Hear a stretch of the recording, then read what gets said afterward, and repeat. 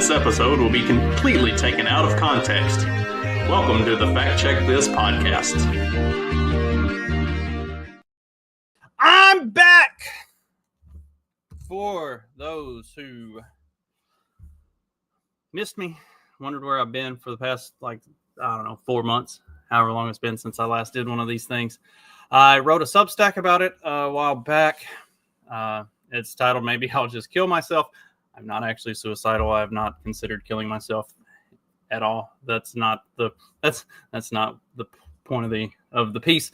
But in that, I go into a lot of what's been going on this year, and it's been a crazy 2025. Decided to kick me in the balls every single day for like 5 straight months, and finally on the tail end of that, and life is starting to settle down, and things are starting to work themselves out and get back to good and normal. And with that, I had promised several months ago that I was going to be doing an article from Time Magazine titled Lincoln Saved American Democracy. A Lincoln Saved American Democracy. We can too. So I figured for my return, I will go ahead and go through that entire thing live. It's not a super duper long read, but it's the interesting thing about this article is this is what the left clings to as like their savior of democracy and everything else, and how historically inaccurate the left is with the way they portray Lincoln and their thoughts and views of Lincoln. And just, I mean, it's an interesting read. It misses the mark on a lot of stuff, and that's what I thought was crazy. Also, the fact that the left sincerely believes that they can save democracy.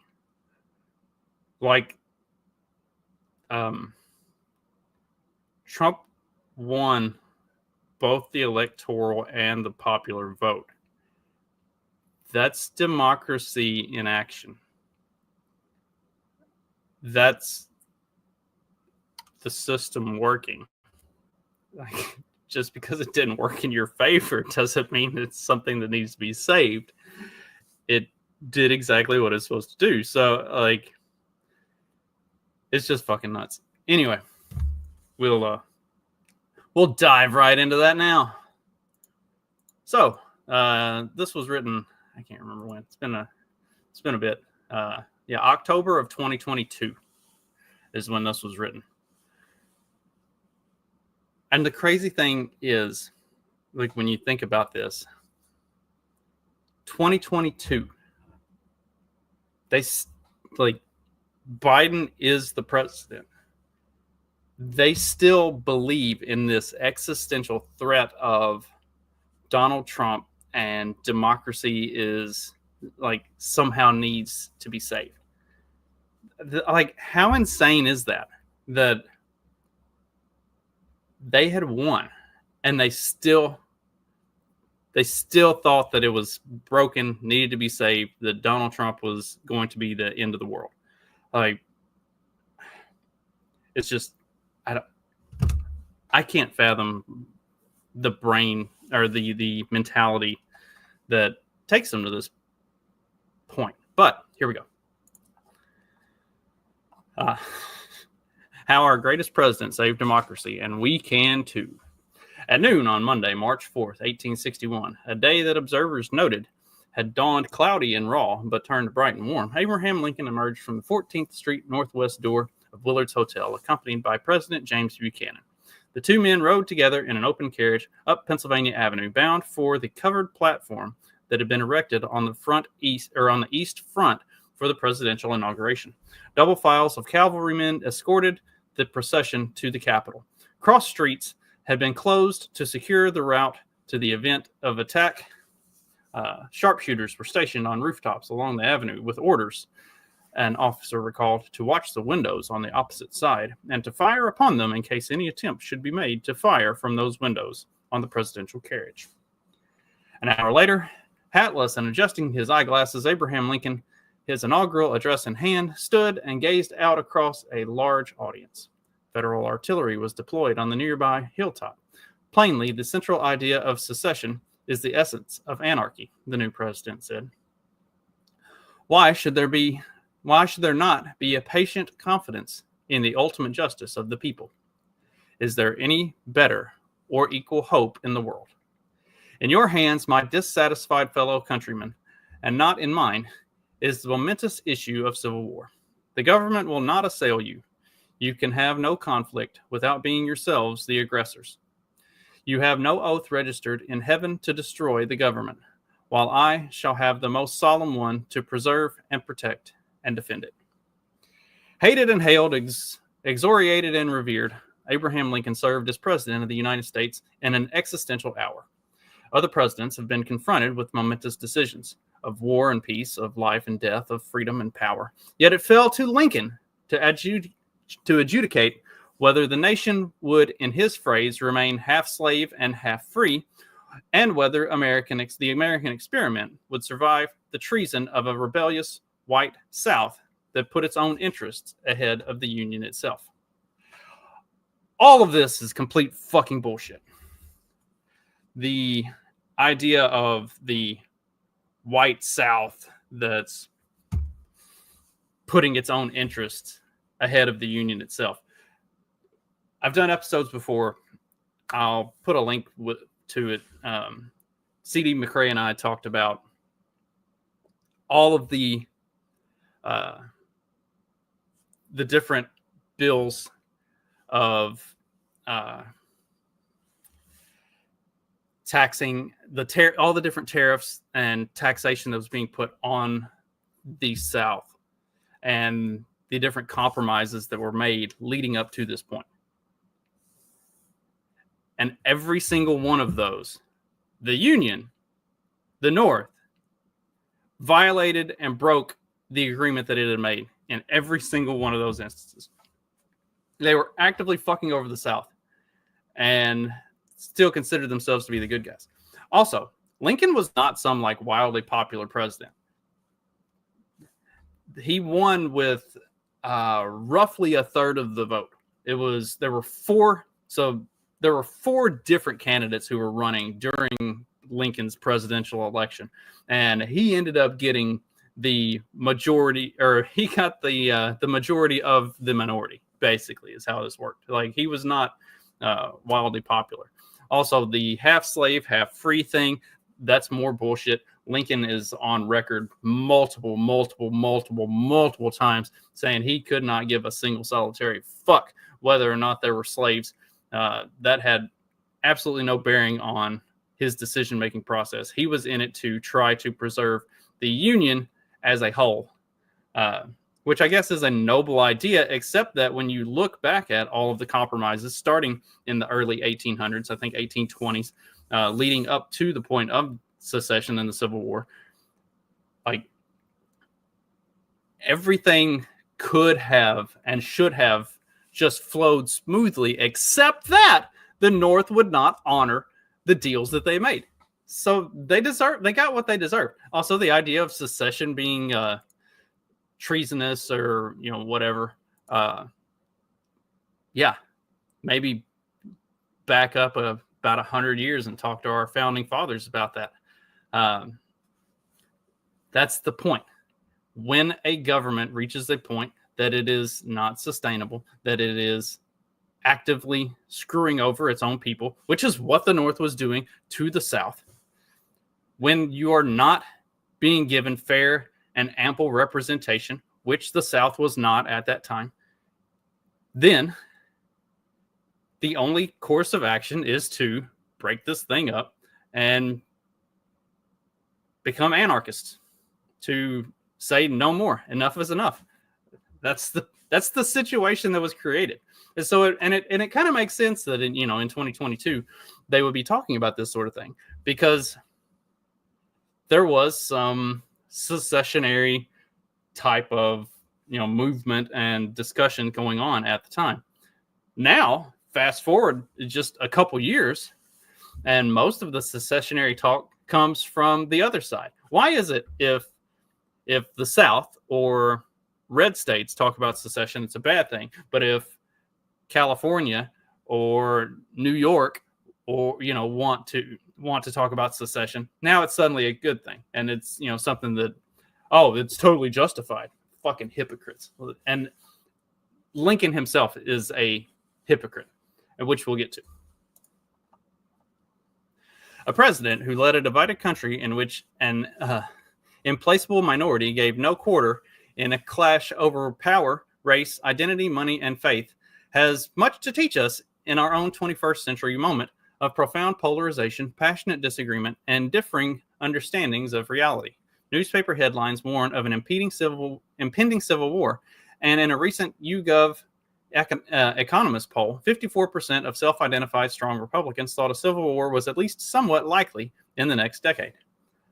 I still don't necessarily think that is particularly likely, but you never know. And this goes back to the divided country and a clash over power, race, identity, money, and faith. It was a clash over power and money. That was it. Like, all the rest of that shit is bullshit propaganda by the left. It was about power and money, and I think I've gone into it at length what the Civil War was actually about. Such fears can seem hyperbolic, and the prospect of great armies forming and clashing in the continental U.S. is blessedly remote. Yet honesty compels us to confront this fact. While civil war in the third decade of the 21st century is unlikely, civil chaos with episodic violence is already with us. Gosh, I wonder where that civil chaos and episodic violence comes from. I wonder, as we're sitting and watching it happen this week. We do ourselves no favors by pretending that somehow everything will just work out. History can inform our struggle over the survival of democratic institutions and, as important, should help us see the imperative of pursuing justice. For while Lincoln cannot be wrenched from the context of his particular times, his story does illuminate the ways and means of politics, the marshaling of power in his democracy, and the persistence of racism, and the capacity of conscience to help shape the events. The persistence of racism. And see, today, in our current situation of civil unrest, it's again being painted under the veil of racism when it's actually just about illegal immigration. But it's racist, is what it is. Everything is racism if you choose to paint with a racist brush and nothing else. He governed a nation in which a violent and vociferous element was captive to its own visions and controlled by its own interests. Domestic slavery is the great distinguishing characteristic of the Southern states, and is, in fact, the only important institution which they can claim as peculiarly their own. Abel P. Upshur, a Virginian who served as Secretary of State under John Tyler, wrote in 1839. Golly, bad with dates. Also, it's worth noting that when the Emancipation Proclamation was put forth, the Emancipation Proclamation only freed slaves in the rebelling southern states. It did nothing to free slaves in the northern states.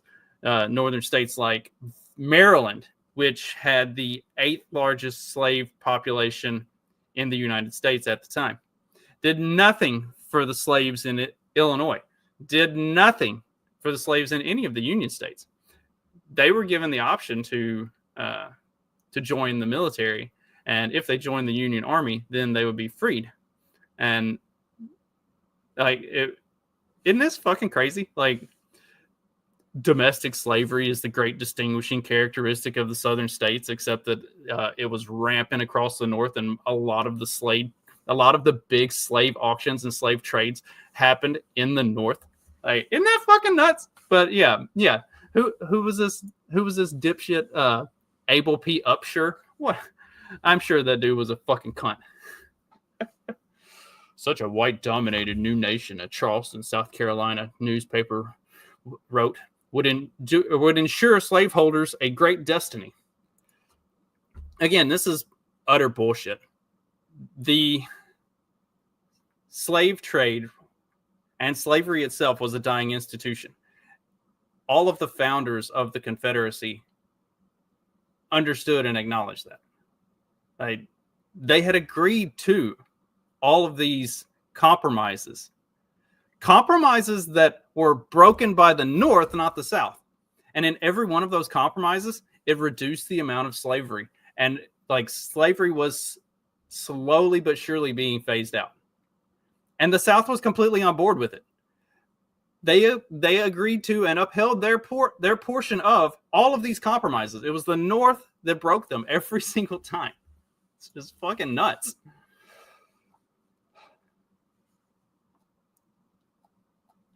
Lincoln kept the American experiment in self-government alive when it seemed lost. He did not do so alone. Ordinary people, black and white, sacrificed to preserve the Union against the designs of the rebel South. The rebel South had no designs for the Union at all. See, this isn't like the South were not the aggressors in this. They seceded and said, sorry, like we tried to do this with you and you wouldn't do it. So we're going to do it ourselves. Bye. There was no, like, the South wasn't trying to force slavery onto the North. But Lincoln was instrumental in his ultimate vision of the nation, that the country should be free of slavery. That was not part of Lincoln's vision. Was informed by a moral understanding of life. To him, America ought to seek to practice the principles of the Declaration of Independence as fully as possible, for the alternatives were so much worse. What if the constitutional order had failed and the Union permanently divided? A durable, oligarchical, white Southern slave empire, surely strengthened and possibly expanded, would have emerged from the war, and as Lincoln saw, the viability of self-government would be in ruins. Jesus. Every single bit of this is complete and utter fucking nonsensical bullshit. Oh my God. Like, this is the brain rot that these people suffer from. Lincoln did not bring about heaven on earth, nor does he stand as a paragon of equality and justice for all. Yet he defended the possibilities of democracy at an hour in which the means of amendment, adjustment, and reform were under prolonged and almost successful assault. There was no assault on democracy. The only assault was the North attacked the South to try to force them to rejoin. Lincoln's motives were moral as well as political. Lincoln's motives were purely, strictly, unequivocally political, and that's it. A reminder that our finest presidents are those who are committed not only to the pursuit of power, but also to bringing a flawed nation closer to justice. Such requires an understanding that politics, divorced from conscience, is fatal to the American experiment in liberty under law. This lesson is essential for us today in today's unfolding democratic crisis. They thought there was an unfolding democratic crisis in 2022 when they had control of everything. They thought that there was an unfolding democratic crisis. I mean, how fucking nuts is this? The forces of unchecked power are self-evidently in the ascendant, and they are the controlling element of one of our two major parties. The forces of unchecked power. The forces of unchecked power. What do you call Obama with the phone and the pen? Or Biden with the auto pen? The forces of unchecked power? Motherfucker. The past is not always prologue, but history suggests that our divisions are as deep as they have been since Lincoln's time, and thus his experience repays consideration. When an element within the nation seeks its own power and its own way over and above any other factor, that element must be confronted, or else everything might be lost. In exploring Lincoln's examples, we see how arduous American democracy is, and we can glimpse what must be done to preserve it. An American president must be committed to something larger than his own hold on power, and the American people must be willing to accept and give and take of the constitutional order, even when, especially when, events and moral claims call on us to give rather than to take. Wow! As we're talking about all of this, and we're looking at the actual crisis that's going on in the country with all of the illegal immigration and flooding of our nation, of the effectively hostile takeover that we've witnessed over the course of the last 10 years or so, maybe these defenders of democracy and protectors of the nation should read this paragraph right here and understand that the American people must be willing to accept the give and take of the constitutional order. Because getting rid of all these illegals, that's a constitutional thing. Even when, especially when, events and moral claims call on us to give rather than to take. In this case, you have to give all of these illegals back to wherever the fuck they came from. Just an idea, just a thought.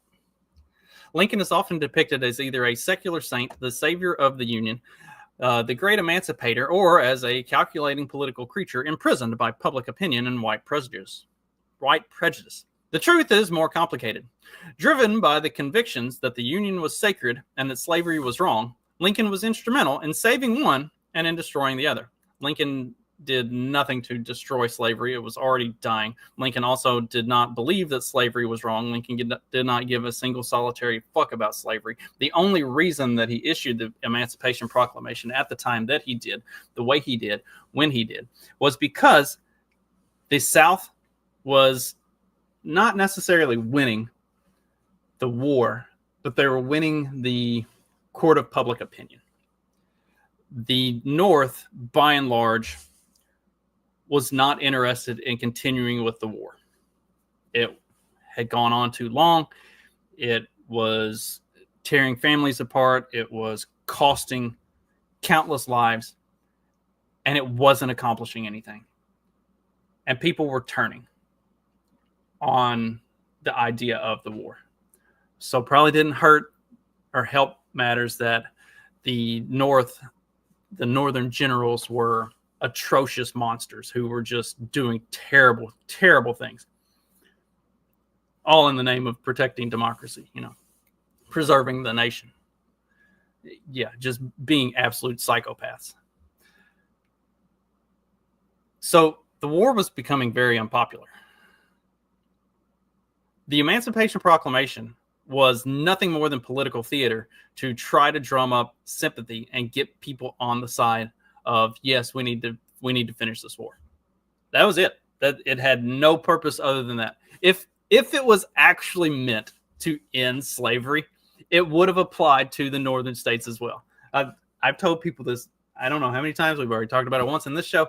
The Emancipation Proclamation only applied to slaves in the rebelling southern states. Not a single slave in the North, in the Union, was released by the Emancipation Proclamation.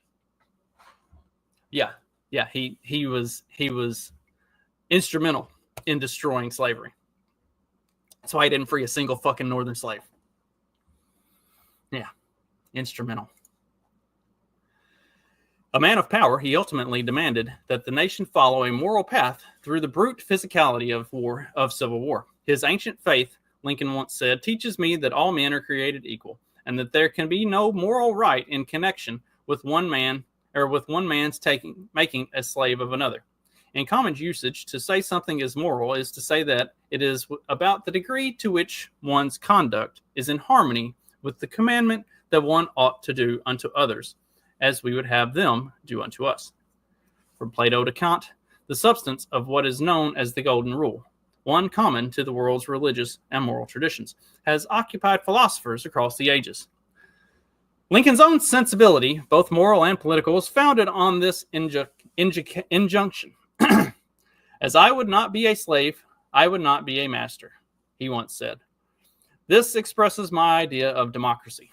For Lincoln, a world in which power was all in which the assertion of a singular will trumped all, and in which force dictated all, was not moral but immoral, not democratic but autocratic, not just but unjust. In the White House, Lincoln defended Black Americans as fellow human beings whose fundamental rights were protected by the Declaration of Independence. And that's why just look at like Reconstruction, and Lincoln was really on board with like the black people should be treated equally and everything. That's why everything that was put in place after the Civil War ended was like he was totally on board with. Yeah, they're absolutely like, you know, the same as all the rest of us. Yeah, like just go look into that for a little bit and see how you feel about Lincoln and his moral high ground after that.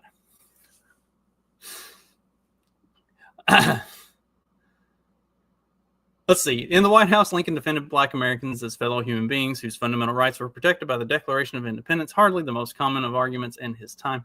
Yet he sometimes spoke in racist terms, did not immediately press for Black people to be afforded the rights of citizenship enjoyed by white people, and proposed their voluntary removal offshore. And Lincoln portrayed his decision on wartime emancipation as a last resort based on military rather than moral considerations. This was the pragmatic Lincoln that Frederick Douglass understood.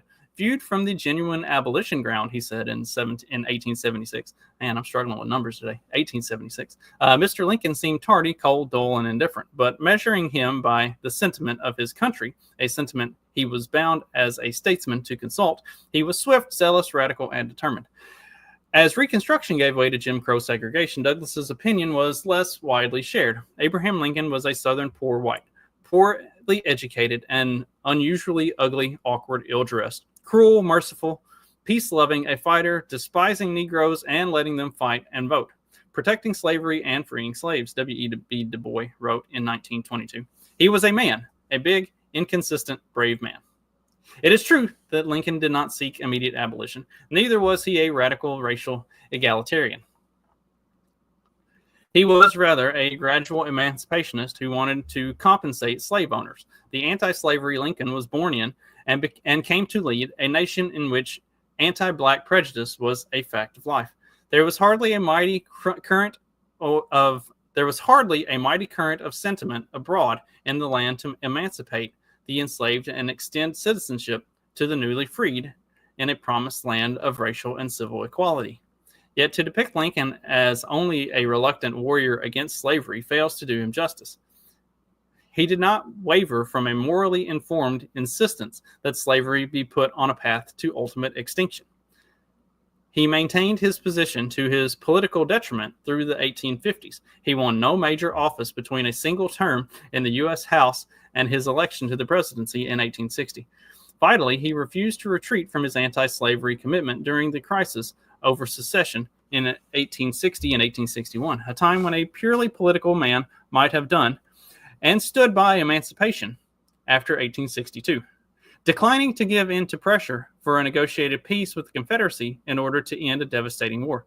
He campaigned on an abolitionist constitutional amendment in 1864.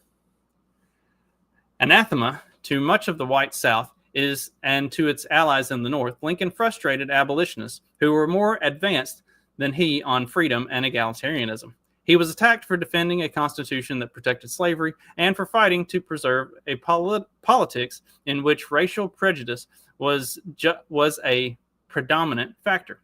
The implication of such criticism was that Lincoln made a fetish of the Union at the expense of pursuing true justice. The problem with such a view, however, is that without union, there could be no freedom for the enslaved. Had Lincoln simply bade the South well and set about creating a separate free nation, he would have consigned millions of enslaved black people and their progeny to unrelenting and unrepentant masters. None of that's accurate. Douglass wrote that he would prefer the Union even with slavery than to allow the slaveholders to go off and set up a government. A successful Confederate States of America might well have expanded its reach southward. Thus, after January 1st, 1863, Lincoln's war for Union was simultaneously a war for Union and for emancipation in the seceded states. After congressional passage of the 13th Amendment in early 1865, it became a war for union and for emancipation for all. Lincoln understood the magnitude of the issue, and he knew that upon its resolution rested the fate of American democracy. If American democracy was to be the project by which the nation sought to live up to the promise of the Declaration, slavery is not a matter of little importance, Lincoln said in 1858. It overshadows every other question in which we are interested. As he confronted the questions, he juggled politically reality and his own moral convictions that he hoped the nation would come to share. The work of a democracy is to lead a sufficient number of individuals to share a moral vision about power, liberty, justice, security, and the opportunity, in the hope that people and peoples might be in closer harmony with the good as a multitude of individuals. A nation possesses a collective conscience, one that is manifest in how the nation chooses through the means of politics to view rights and responsibilities. In the 1860s, war was required to bend the arc of the moral universe towards justice. It was not. Everybody knew that slavery was a dying institution in the 1860s. In the 1820s, 30s, 40s, they knew this. That's why you had all of the compromises and agreements that were made up to that point. In the 1860s, war was required to bend the arc of the moral universe towards justice. That is the great fact of the American story. Secessionist white Southerners chose to fight and to die rather than surrender an aristocracy of race. That is not a fact in any way. The secessionist South chose to do what was necessary to be profitable and to keep itself from being fucked over by the Union, by the northern states that couldn't make it on their own and needed the South and the economic prosperity of the South at the time. They didn't choose to fight and die. The Union, the North, brought the fight to them, and they chose to fight back.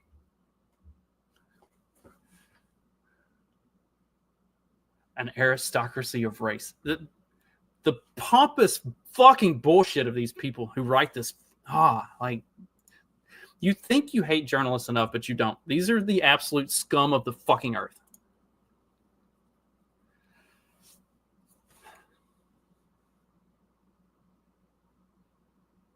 I lost my place. The Civil War, Lincoln told Congress in 1861, presents to the whole family of man the question whether a constitutional republic or democracy, a government of the people and by the same people, can or cannot maintain its territorial integrity against its own domestic foes. It can't. If you've ever read a history book, that's how democracy ultimately fails, is it falls from within every single time. Every single time. The battle of the third decade of the 21st century is, for now, of a different scale, but we have already seen attempted insurrection and many adherents of one of our two major political parties refuse to accept the legitimacy of the 2020 election. Sounds like 2016 and 2024, doesn't it? What? 2000? There ringing any bells? What? Setting the stage for subsequent denials of reality as soon as next month's midterms. See, this was all before the midterms. They knew they were about to get their asses absolutely fucking handed to them in 2020 because they had shown themselves to be useless. While the Civil War era, therefore, is not a precise analogy, we would be derelict in our duties as citizens if we did not reckon with what Lincoln reckoned with, the often self-sacrificing demands of decency and of democracy. On that March Monday in 1861, Lincoln spoke to the ages. We are not enemies, but friends. We must not be enemies. Though passion may have strained, it must not break our bonds of affection. The mystic cords of memory stretching from every battlefield and patriot grave to every living heart and hearthstone all over this broad land will yet swell the chorus of the Union, when again touched, as surely they will be, by the better angels of our nature. The words are immortal. as our angels, but Lincoln teaches us, even now, that those angels will not take up the cause unless we do too.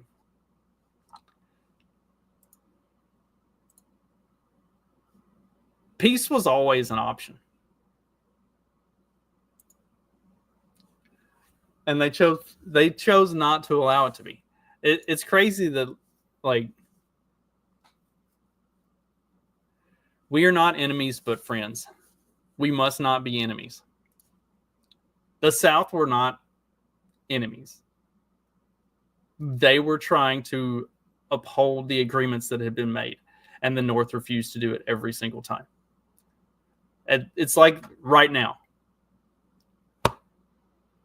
You have people on the left saying, we're not enemies. Why can't we all just get along? While they burn down cities, while we just want law to be enforced properly. Like, we're not the ones fighting. I agree. You're not my enemy. Why are you burning shit down? Why do you keep attacking me? I don't fucking care. I'm more than happy to leave you alone. Why can't you leave me alone? It's nuts. All across history, it's the same fucking thing. Progressivism is a disease that needs to be completely stamped out. And by God, I think we might actually be getting to a point, and it's not going to be like a North versus South or a red state versus blue state. It's going to be people who have decent, like, common sense and moral alignment of what is right and wrong versus the people who want to push insane progressivism and all of this, like, ridiculous bullshit down the throats of society.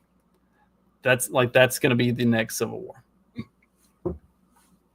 And there is no modern Lincoln, because the historical Lincoln is not what the progressives want him to be. He was not any of that stuff. The dude couldn't win elections because he was wishy-washy and a weak politician. And the only reason he won the presidency is because he was running in such a diluted field. And more or less because the South couldn't decide which of their two candidates they liked the most. So Lincoln ends up like taking the split. The history painted of Lincoln versus the reality of Lincoln are wildly different. But I think I've talked about all of this a lot. Again, I'll find the Whiskey and Tea episode that I did with CD where we talked about all of the different compromises starting in like 1815, I think it was, 1820, somewhere in that time frame. Like the whole timeline starts in the 18 teens and then it works its way up. And there are a number of different compromises that are come up with and then simultaneously broken by the North every single time up to the point of 1860 when the South is finally just like, fuck you, I'm out. Like, we're not doing this anymore. So anyway, I'll find that and put a link somewhere. Hope you have a great rest of your day, a great rest of your week. I'm going to start doing these a little more regularly going forward as time permits here during the summer. So if you missed me, people have sent me messages and stuff and said, hope everything's going good. Haven't seen an episode in a while, missed the show. And I really appreciate that. I've never done this for anybody other than just for myself to talk about things that I think are important, and the fact that people actually like listen to this and then like send me messages is really cool. And also why I knew I had to start doing this again as soon as life stopped kicking me in the balls on a literally daily basis. And we're there. I might do a daily tomorrow. We'll see how I feel. I might do a daily tomorrow just to kind of give an update on the Substack that I wrote that kind of went into what all's been going on this year, and an update on where we are with all of that, because I'm back. Things have gotten better. It's been a wild ride. Thank God it's we're on the downhill side of it, and life is good again, or getting that direction anyway. So yep, I'll be back. I'll start doing this stuff more regularly going forward. Probably not to the extent that I was doing it before everything got really crazy. I don't think I'm going to do daily stuff every single day, and I might not do a weekly show every single week, but I'm going to have more regular content going forward. So that is my promise. going to start writing again as well. I've been thinking about some stuff that I would like to write about. I'm just not sure how to go into the topic without pissing too many people off. Like I don't deliberately try to piss people off. Sometimes it happens, but I try to approach certain topics in a way that explains my point of view, where it's understandable even if you disagree. And a couple of the topics that I've been thinking about writing on, I'm not sure how to ease into them without pissing people off. And that's not my goal often. So anyway, I'm thinking about how to write some different stuff as well. So that'll do it for today. Hope you enjoyed. Hope you're glad I'm back. If you're not, that's fine too. I'm glad I'm back. I have been missing doing this. So like I said, promise it'll be more regular going forward. Have a good rest of your day. Good rest of your week. I will see you next week. Later.